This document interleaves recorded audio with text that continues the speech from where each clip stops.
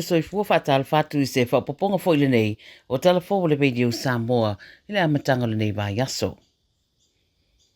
O pāti mawhia o le whamana tuina le Australia Day po le aso mo Ausetalia o le a whaasaina mai le whaitau se lau o papu I le tunu ina ua mai ale whaasisiranga ma stasio kurupu e whea ngai ma au unanga tautari ngā malo hospitality o le au lātou le whairunga ina le aso. Wata ue le ala taiva o le Australia Venue Company le u mia le lata le lua se lau o papu ma pā I le atunuu o lātou whairua lātou te le whairunga ina fia o le aso ona o le aso le mafuai le whaanua noa ma le ti ngā o le tōtele o na sui matangata whai ngā nuenga. O Queensland le amatua I whaalongo ina ia a whianga o lea sā, a wape iwa spuru no fuanga whaapeolo o le au unanga le nei, e au whia manisi wharitari malo te tele o lo iai. Pai maire whaamataranga reso upo le au unanga o le Australia Day o se aso e mafuai whaanua noanga mo nisi o le community ma o lātou whai ai ma rea whai unga. E tele fo isi pūrenga whaaloto I whale lātou te le whairungaina le Australia Day le māsani na whairunga I Ausetalia I le aso 2 Januari I tausanga te tasi. Wata ua I whaamtaranga o le aso e whaamana tuinai le ulua I taunu mai o waa mai Pertania I lau whanua o Ausetalia.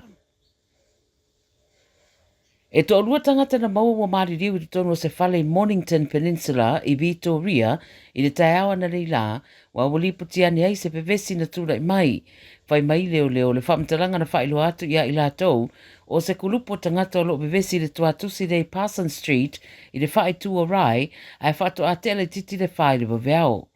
Pai mai leo le lipoti le 9 News o se rima se tamai ta ina mawatu ia I lea whale e iei manuanga mai se whana mai mawatu wa maririu.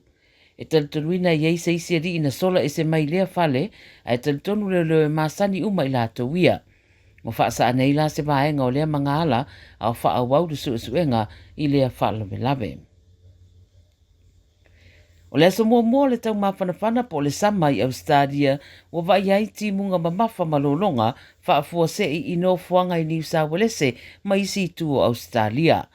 Whai mai le SES, tolu se lau se furu tolu wala au mo se fisosoani na o lata wanga I atu I tu tonu le lua se furu whai tu la ma o le sui komisina o le SES o Paul McQueen na ia wha manatu I tangata e tā ua le no nofo saunga le mu e mai se lawa I le teimi o longa whaafua sei. Pai mai McQueen, e ui e leise soifua na awhia, a ole whi au e tāua e whia tuina I tangata, awana I aveina ta avale peti e te foi, ma ta a alo I no fuanga o lo vaia.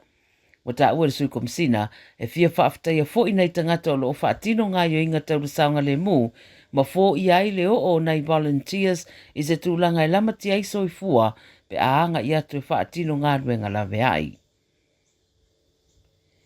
E leo fia nisi a meise lava le au mātatua I Adelaide a meise le o ngā tonu le a ai I masini o lo o whao ngā I ka paka o na o le tele o le mau fesiri e fesiri ngi ai tangata e alu atu e whaapaka le taavale pa mai a lato ua tele whaamtalanga I mana o miane e ia masini ma ua o lava ina tapu e nai ata o laisene o le taavale mai lato te letari e ina foi le cash e te tongi e le paka a na o li siti e tu wane lunga upenga tawha I langi.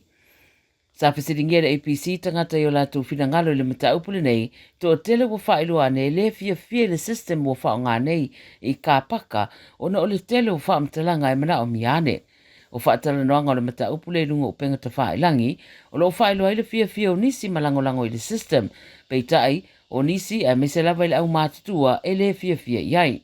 Pa mai le council, o whainga fōwha teknolosi ia wasuia ai le lata I le tolu se lawa masini whaapea sa whaalangolango I le 3G network le ua le o toe whao ngaina I le atunu. Ma le tala mulimuli, wa lipotia o le tamatama lava a seuru ngāri ina maua o maririu I te tono le whale o loa I Cambridge Park I Sydney wa mōlia e leo le whasioti tangata ma whetau ina sa ia tatui se I turou na iona mātua I le aso toona ina tenei. Whai mai le 7 News o siuru ngāri e ana le whale burger le pisinisi Cambridge Park e mau atu o maririu ai te tonu po le te o le iwa le tau le toona I te ruai. O le lungari e ona sfuluiva ma le ona sfuluvalu tausanga le mātutua, ma watu i rea no fuanga i sui o le lātou ainga i le Buzzy B. Burker House o le la Pisinisi, wha amaria mai e leo leo e whaisi o ngaonga o manuanga e fōlinga na tatui e se tangata. O le la tamatama e tolu sutasi tausanga Alan Jim na pu e leo leo le wawea na nafi mai Canley Heights ma avea i le ofisa o leo leo. Ua tolu se fulu tausanga o umia e siru ngāri i sia le Pisinisi ma sa whai ngā luenga i male ua mōlia.